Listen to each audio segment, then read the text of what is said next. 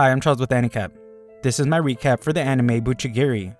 If you like my recaps, please consider subscribing. The story begins as some spineless and cowardly nerd named Ara practices talking to girls in a mirror. Elsewhere, some guys wake up in a shrine after a long night of drinking, but become terrified when something begins to shake. One of these losers thinks it might be the legend of what they call a honkai person being sealed there, but they don't stick around to find out when they hear a growling noise. A honkai person is defined as one who finds a heart that doesn't flee. In the age of samurai, fighters who threw away their sword and put down their helmet emerged. These fighters fought to reach the top with nothing but their honkai, so they are known as honkai people. Ara arrives at his first day at school, where he is told that the Minato Kai and Shiguma squad compete against each other for the top spot. This is clearly demonstrated outside as two students fight it out.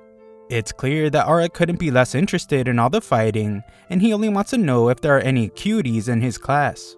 The instructor inappropriately assures him that there are, but Ara quickly finds out that his class is actually filled with some dangerous looking guys. Everyone in this dirty, messed up classroom is pretty disinterested in Ara when he introduces himself, but Ara is amazed to see that there is one girl that he likes. She is so perfect to him that he compares her to a gentle quail egg in the chaos of a bowl of stir fry. This girl quickly introduces herself as Maharo, and Ara instantly falls in love with her. Outside, the guy named Matakara beats up his opponent and wins the fight. When class finally ends, Maharo surprisingly asks Ara if he would like to walk home together. Our boy of course accepts without hesitation, so Maharo tells him that she will wait by the gate.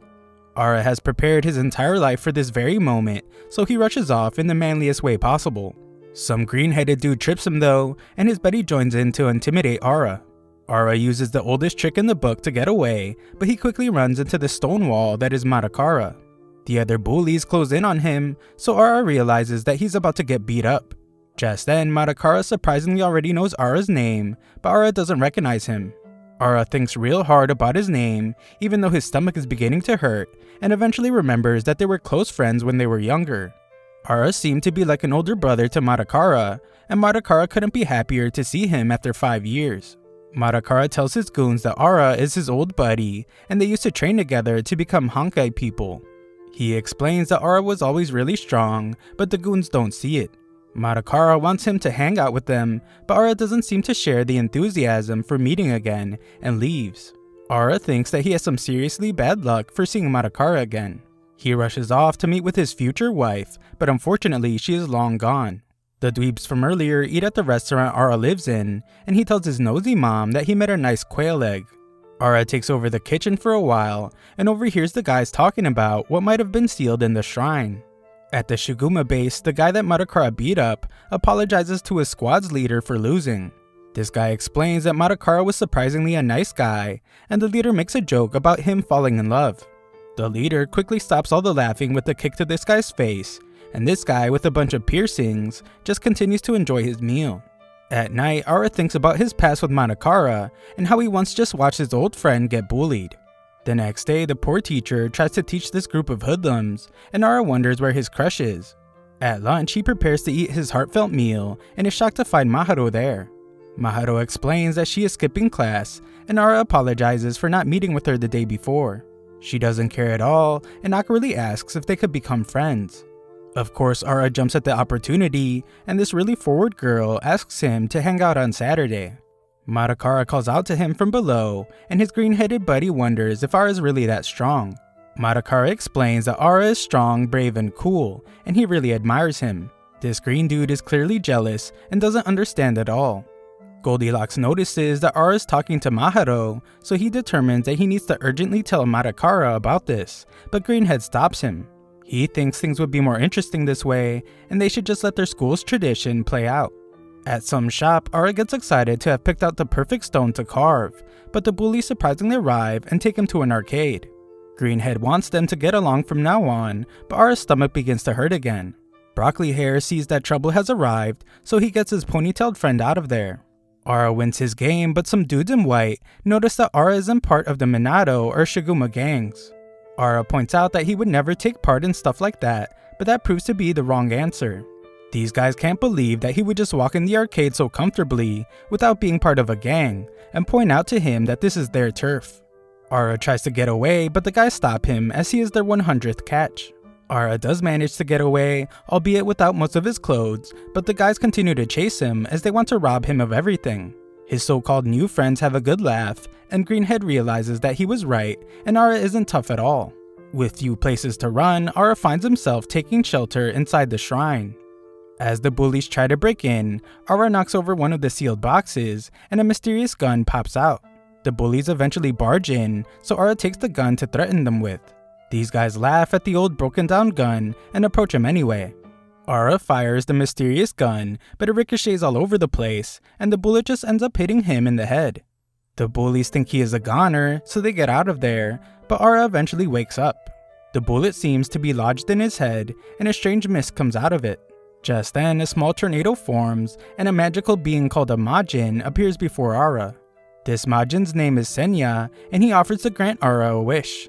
Ara is too terrified to even say a single word, so Senya quickly determines that he is some kind of wimp. Senya wonders if this is just another miss, but asks Ara again for his wish. Ara finally begins to understand what's happening, and Senya assumes that the boy will want wealth, honor, or power.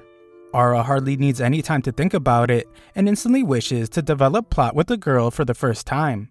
Senya surprisingly understands why a young boy like him would wish for this, and offers to merge with Ara in order to make it happen. Ara leaves as he doesn't want to merge with anything, and quickly learns that no one else can see Senya. Back to the goons, they tell Madakara about Ara's pathetic display of his cowardice. Madakara knocks out a few pull-ups, while he explains that Ara's a gentle guy, and he hates fighting. Back at Ara's house, Senya complains about the stupid plot of some soap opera. Ara does some research and wonders if Senya could just be his imagination. Sometime later, Ara carves the stone he bought to make it into a gift for Maharo. Senya offers some advice on giving a better gift, but Ara explains that this stone will protect her for eternity. It's a love forever stone and it will be the key to her heart, but Senya has no clue what this delusional kid is talking about. On Saturday, Ara tries to figure out why the bullet is still stuck in his head, but his caretaker doesn't seem to care about that at all, and just wants to know if he's going on a date. Ara gets real embarrassed, but this crazy lady just tells him to focus on getting as far as he can with the girl. As Ara waits for Maharo, he tells Senya not to talk to him, as his entire life is on the line. Maharo arrives and wonders who he was talking to, but Ara explains that he was just mumbling to himself. The two quietly enjoy some ice cream, but Senya reminds our boy to give her the stone thing. Ara strangely tells him to shut up, so he has to tell Maharo that it was nothing. Maharo somehow isn't put off by Ara's strange behavior, and is instead really glad that he came to the school. Senya thinks this is the perfect opportunity for our boy to make his move, since if he doesn't do it now, he never will. Senya demands that he not chicken out, so Ara proclaims that he will show Senya how it's done. Maharo hears some pretty strange noises coming from Ara, and it's because his stomach is going out of control. Ara tries to tell her it's nothing, even though he's clearly getting sick, and runs off to handle business. Once Ara finally finishes up, he reveals to Senya that this happens to him every single time.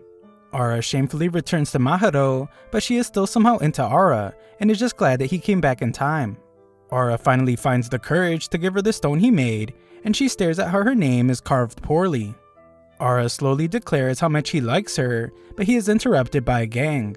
Their leader strolls up on some kind of machine, and he has such bad posture that he can't even see where he is going. He has his right-hand man to tell him when to stop, and he is so lazy that he must be kept from falling. This guy manages to talk all on his own though, and reveals that he is the leader of the Shiguma squad named Marito. Ara tries to get out of there with Maharo as quickly as possible, but Marito's vein pops out of his head. Maharo notices this and shockingly asks Ara to fight for her. Marito has gotten very serious however, and furious that Ara has dared to put his hands on his little sister. Up above, Greenhead has called Madakara to meet with him, and reveals that Ara is in big trouble. He wonders if Ara will make it out alive, and Madakara rushes off angrily to help his old friend. Down below, Ara takes a beating. Marito wants a fight, but Ara has already determined that his life will now end, as this guy is going to finish him. Marito continues to beat down on him, and demands that Ara get up. Something is seriously wrong with Maharo, as she admires her cool brother for losing his cool. Senya watches this beatdown, and listens as the gang points out that this will be Marito's 35th victim. Senya is disappointed to not have found what he was looking for once again. This is because even if he merged with Ara, he is certain that he would never be able to meet a certain person. Senya begins to leave, but is shocked when Ara wonders if everyone really thinks that he's just going to let his life end this way. Ara finally shows some determination to live, just as Marito is about to land a devastating blow.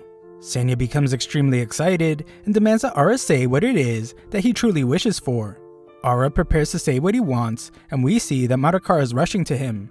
Ara finally gets up and surprisingly still wishes that he developed plot with a girl for the first time. However, this time Ara's body erupts with power, and Senya announces Buchigiri.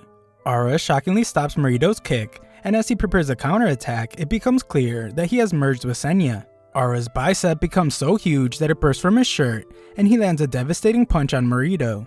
Thanks for watching my recap. Sign up to my free newsletter if you want to show some support to the channel. Link is in the description.